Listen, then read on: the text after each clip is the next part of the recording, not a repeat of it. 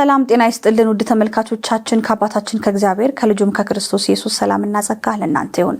የዕለቱን መረጃ ይዤ የመቀርበው እኔ ጽጌረዳ አለሙ እንዲሁም ከመላው የስቱዲዮ ባለሙያዎች ጋር በጋራ በመሆን ነው። አብራችሁን ቆዩ።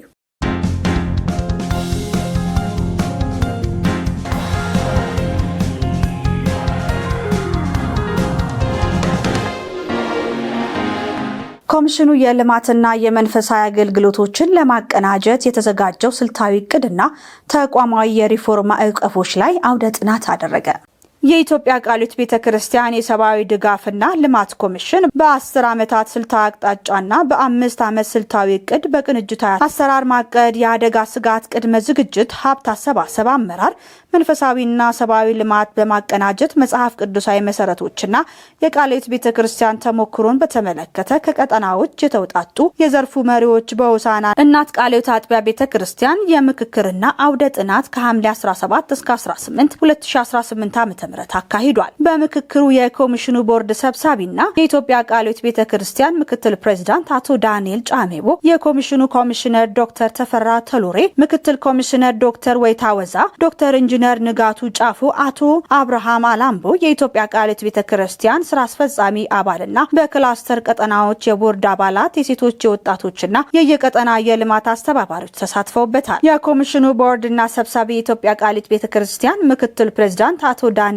ጫሜቦ እንደገለጹት ይህ ተቋማዊ የሪፎርም በሰው ኃይልና በአሰራር ተቋሙን በማነጽ ለለውጥና ለአዲስ ዘመን በሚመጥን መልኩ የማኔጅመንትና የተግባር ስራዎችን ለማከናወን ያለመ ነው። በተለይም የሰው ኃይል በእውቀት በክህሎትና በአስተሳሰብ በተግባር በማበልጸግ የአእምሮ ውቅር ግንባታ ላይ ትኩረት ተደርጎ እየተሰራ ነው። ለዚህም የሚያስችሉ መዋቅሮች የማሻሻያ የማሳለጥና በቴክኖሎጂ የተደገፈ ዲጂታል አገልግሎት የመስጠት ስራዎችም እንደ ቀዳሚ ግብ ተይዘው እየተሰራበት መሆኑንም ገልጸው ሌላኛው ዋናው አቅጣጫ ደግሞ የቤተክርስቲያኒቱ መንፈሳዊ አገልግሎትና የልማት ስራ ማቀናጀት እንደሆነ አመላክተዋል። ይህ የቅንጅታዊ አሰራር ማዕቀፍ የቀደመ ቦርድ አመራር የጸደቀ ሲሆን አሁን ላይ ማዕቀፉን ተግባራዊ ለማድረግ እየተሰራ መሆኑንም አቶ ዳንኤል ተናግረዋል። በእነዚህ መድረኮች ከተሳተፉ የቀጠና ሰብሳቢዎች፣ ዋና ጸሐፊዎች፣ የልማት ፕሮጀክት አስተባባሪዎችና የልማት ቦርድ አባላት የተገኙ ግብረ መልስም አብያተ ክርስቲያናት በአካባቢያቸው ያለውን ሀብት አቅም በማሳየት ማሰባሰብ እንዳለባቸው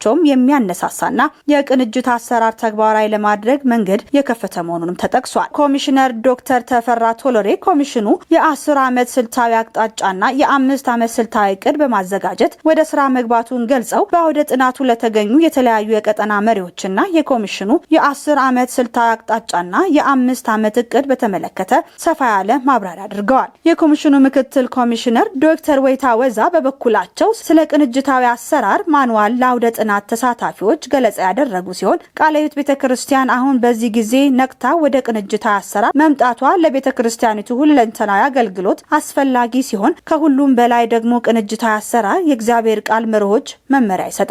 ለዚህም ደግሞ መታዘዝ አለብን የሚል አቋም መያዙንም ገልጸዋል። የኮሚሽኑ የቦርድ አባል የሆኑት ዶክተር ጌታቸው በገና እንደተናገሩት ይህ የምክክር መድረክ ቤተክርስቲያኒቷ ሰዎችን በመንፈሳዊ ሆነ በልማት ዘርፍ በተቀናጀ መልኩ ለማገልገል የምታደርገውን ጥረት የሚያጠናክር መሆኑንም ገልጸው ይህ አሰራር የአንድ አካል ብቻ ሳይሆን የሁሉም ምዕመንና የቤተክርስቲያኒቷ ድርሻ መሆኑንም በመጠቆም እያንዳንዱ አባል በተሰጠው የጸጋ ስጦታ በገንዘብ በማስተማር በማስተዳደርና በምክክር እንዲያገለግልም ጥሪ አቅርበዋል። በኢትዮጵያ ቃልዮት ቤተክርስቲያን በደቡብ ምዕራብ ቀጠና የቀጠናው ሰብሳቢ ደሳለኝ ግርማ እንደገለጹት ስልጠና በዋናነት የሚያተኩረው የልማት ኮሚሽኑ ከቤተክርስቲያኒቱ መዋቅር ጋር በቅንጅት የሚሰራበትን እቅዶችን እስከ ታችኛው መዋቅር በማውረድና የታለሙትን ግቦች የማሳካት ሁኔታዎች ላይ ነው። ይህ አዲሱ አቀናጅቶ የመስራት እሳቤ በጠቅላላ ጉባኤው ጸድቆ በመተዳደሪያ ደንቡ ላይ የሰፈረ ሲሆን በአሁኑ ስልጠናም ከተለያዩ ቀጠናዎች ለተወጣጡ መሪዎችና ባለድርሻ አካላት ግንዛቤ ለማስጨበጥ ታስቦ የተዘጋጀ መሆኑንም ገልጸዋል። የኢትዮጵያ ቃልዮት ቤተክርስቲያን የሰብአዊ ድጋፍና ልማት ኮሚሽን ያዘጋጀው የስልታዊ ዕቅድና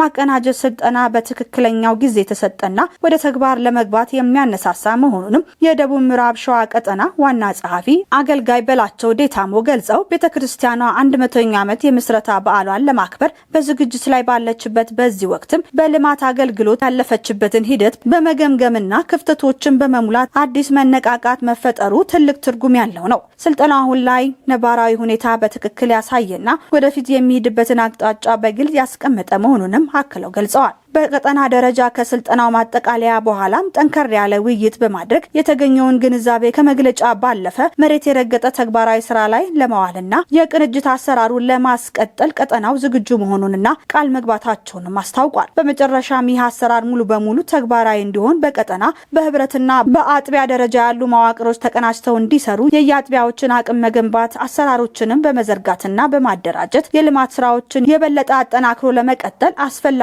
ዝግጅት እየተደረገ እንደሚገኝም ተብራርቷል። የቅንጅት ማኑዋል የቅንጅት ፕሮጀክት እንደገና በማንሳት ትግበራን ለማድረግ የመጀመሪያው በከፍተኛ ደረጃ ያሉ መሪዎች በተለይ በቦርዱና በኮሚሽኑ ከፍተኛ አመራር እየተመራ የሚሰጥ የመጀመሪያው የራዕይ ክፍፍልና የትግበራ አቅጣጫዎች ላይ የሚወያይ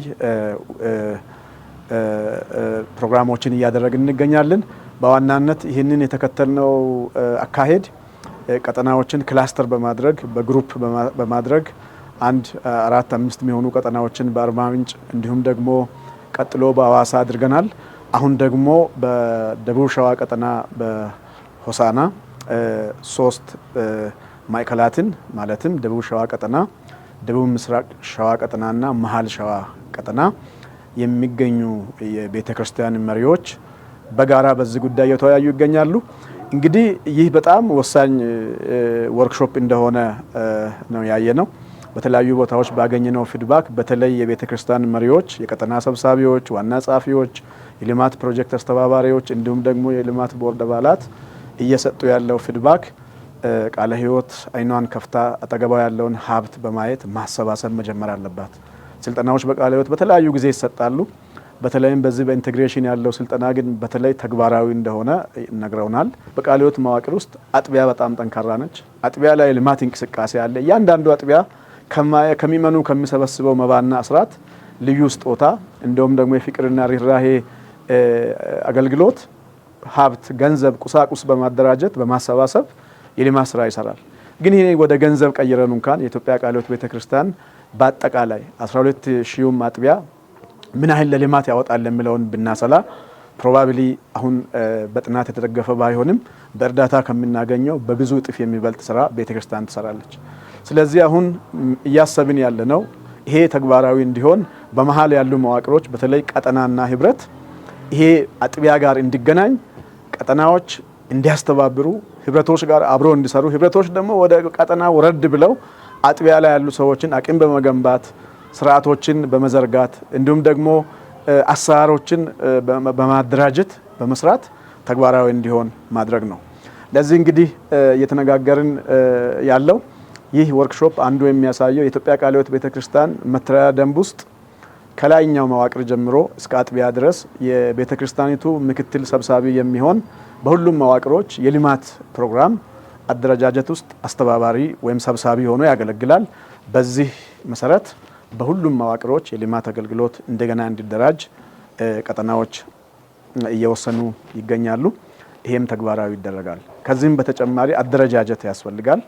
አደረጃጀትን በሚመለከት በህብረቶች በቀጠናዎች የልማት ቅርንጫፍ ጽህፈት ቤቶች እንዲከፈቱ፣ ቀጠናዎች ደግሞ ይህንን በኃላፊነት በባለቤትነት እንዲሰሩ የልማት ኮሚሽኑ የአቅም ግንባታ ስራዎችን ሀብት ለማፈላለግ የሚያስችሉ ክህሎቶችን ምናልባትም ስለ ገንዘብ ገቢ ማስገኛ ስርዓቶች በማሰልጠን በማስተማር ልምድ በማካፈል የሚሰራ እንደሆነ በጋራ ተወያይተናል ማለት ነው። እንግዲህ ከዚህ በኋላም ቢሆን ልማቱ ከዛ ነው መነሳት ያለበት። 4 መሪዎችን የያዘ ፖሊሲ ወይም መመሪያ የተዘጋጀውን ከዚህ በፊት ለማስተዋወቅ ሞክረናል፣ ግን አልወረደም። በቃ የሚለው ምንድነው? የመጀመሪያው ከአራቱ መሪዎች አንዱ የእያንዳንዱን ምዕመን ሁለንተናዊ ልማት ተሳትፎ ይረጋገጣል የሚል። ሁለተኛው የልማት ስራዎች በሙያና በእውቀት ይመራሉ። ቤተ ክርስቲያንን ማዕከል በሚያደርጉ ፕሮጀክቶች ሙስናና ብልሹ ባህሪያት በቀላሉ ወደ ቤተ ክርስቲያን የልማት ስራዎች መግባት ስለሚችሉ ጥንቃቄና ቁጥጥር መደረግ አለበት። አራተኛና የመጨረሻ መርሆ ማህበራዊ አገልግሎትና ማህበራዊ ተግባራት ሚዛን በጠበቀ መልክ ይሰራሉ። ዶክተር ጌታቸው በየነ ይባላል። እንደ ቤተክርስቲያን ያለኝ የአገልግሎት ድርሻ የኢትዮጵያ ቃለ ሕይወት ቤተክርስቲያን የልማት ኮሚሽን የቦርድ አባል ነኝ። በዚህ አሁን በዚህ ሰዓት ተሰብስበን ያለነው ስለ ቅንጅታዊ አሰራር ነው።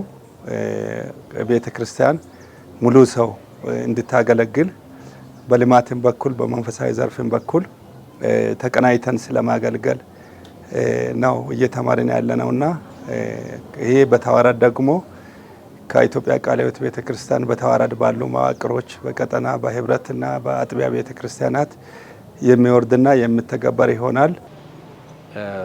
ዛሬ በዚህ ስፍራ ላይ እየተሰጠ ያለው የኢትዮጵያ ቃለ ሕይወት ቤተክርስቲያን የሰብአዊ ድጋፍና ልማት ኮሚሽን ስልጠና በዋናነት የሚያተኩረው ልማት ኮሚሽኑ ከቤተክርስቲያኒቱ ጋር እንዴት ተደርጎ ማቀናጀት ይቻላል፣ እንዴት አድርጎ ወደ ታች ማውረድ ይቻላል፣ ከታለመለት ዓላማ ጋር ዓላማውን እንዴት ግብ መምታት ይቻላል በሚሉ ጉዳዮችና እንዲሁም ደግሞ በአዲሱ የ10 ዓመት ስልታዊ እቅድ ላይ ግንዛቤ የማስጨበጥ ስራ ነው የተሰራ ያለው። በተለይም በአራት ትኩረት መስኮች ተዋቅሮ በዳይሬክተሮች የሚመራ ተደርጎ ከስር ደግሞ የተለያዩ ፕሮግራሞችን ይዞ መቅረቡ በጣም ደስ ብሎኛል። ስለዚህ እነዚህ በአራቱ ፒላር ተዋቅሮ ከስር ደግሞ በተለያዩ ፕሮግራሞች ላይ የተቀመጠው ስራ በአግባቡ ከተመራና ክትትል ከተደረገበት ትልቅ ለውጥና ውጤት ማምጣት የሚቻል ነው ብዬ አስባለሁ። ስለዚህ ያ ይቀጥል ነው የምለው። አሁን የምንቀበለው ይሄ ሰብአዊ ድጋፍና የልማት ኮሚሽን የኢትዮጵያ ቃለ ሕይወት ቤተክርስቲያን ይህ ስብሰባ በትክክለኛ ጊዜ ለትክክለኛ ስራ የሚያነሳንና የሚያነቃቀን መሆኑ በትክክል የታወቀበት የታየበት ሂደት በግልጽ ያየንበት በመሬት ላይ የሚያርፍ ስራ ለመስራት ልባችን የሚያነሳሳ ውስጣችንን የሚያነቃቃ ስልጠና እንደሆነ አይተናል። ከዚህ ስልጠና በመነሳት ቀጥሎ ይሄ ተቀናጅቶ አቀናጅቶ መስራት በሚለው ነገር ላይ እንደ ደቡብ ምስራቅ ሸዋ ቀጠና እኛ አሁን ይሄንን ስራ ለመስራት ከዛሬ ከዚህ ከስልጠናው ማጠቃለያ ጀምረን ጠንከር ያለ ምክክር ጠንከር ያለ ውይይት እናደርጋለን። ከዛ በኋላ አብረን ይሄንን ነገር ለማስቀጠል ከትምህርት ከንግግር ያለፈው ወደ ተግባር መሬት ያረፈውን ነገር መሬት የረገጠውን ነገር ለማድረግ ቃል እንገባለን እንደ ቤተ ክርስቲያናችን። ዛሬ በዚህ ስልጠና ላይ ሁላችን መሪዎች ነን።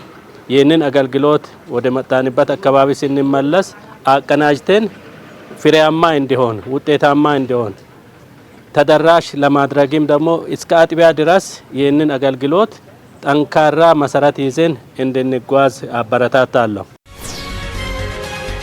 ውድ ተመልካቾቻችን ወደ ውጭ ሀገር መረጃ አልፋለሁ። በናይጄሪያ በተፈጸመ ጥቃት ቢያንስ 30 ክርስቲያኖች ተገደሉ። በናይጄሪያ የካዱና ግዛት ካይኖዲን ናሪዶን መንደር ላይ በተፈጸመ ከባድ ጥቃት ቢያንስ 30 ክርስቲያኖች ሕይወታቸውን አጥተዋል። ከተገደሉትም መካከል 8 ህጻናት እንዳሉም ተዘግቧል። እንደ አካባቢ ባለስልጣናት መረጃ ታጣቂዎቹ በጁላይ 26 ምሽት ወደ መንደሩ በመግባት በቤቶች ውስጥ በነበሩ ነዋሪዎች ላይ ተኩስ ከፍተው በርካታ ቤቶችን በእሳት አቃጥለዋል። ጥቃቱ እስከ ማግስቱ ማለዳ ድረስ መቀጠሉ ተገልጿል። በካሩራ አካባቢ ቃል አቀባይ ስቴፈን ሃጃራ በአካባቢው በተደጋጋሚ ጥቃቶች እየተፈጸሙ መሆናቸውን በመግለጽም መንግስት አስቸኳይ የደህንነት እርምጃዎችን እንዲወስድ ጠይቀዋል። በተጨማሪም ታጣቂዎቹ ተለይተው ፍርድ እንዲሰጥም አሳስበዋል። እስካሁን ድረስ ማንኛውም ቡድን የጥቃቱን ኃላፊነት አለመውሰዱ ሲገለጽ፣ አንዳንድ የአካባቢ ነዋሪዎች ጥቃቱን የፉላኒ ታጣቂዎች ሊፈጽሙት እንደሚችሉ ቢገልጹም የናይጄሪያ ባለስልጣናት እስካሁን ጥቃት ፈጻሚዎችን በይፋ አላሳወቁም።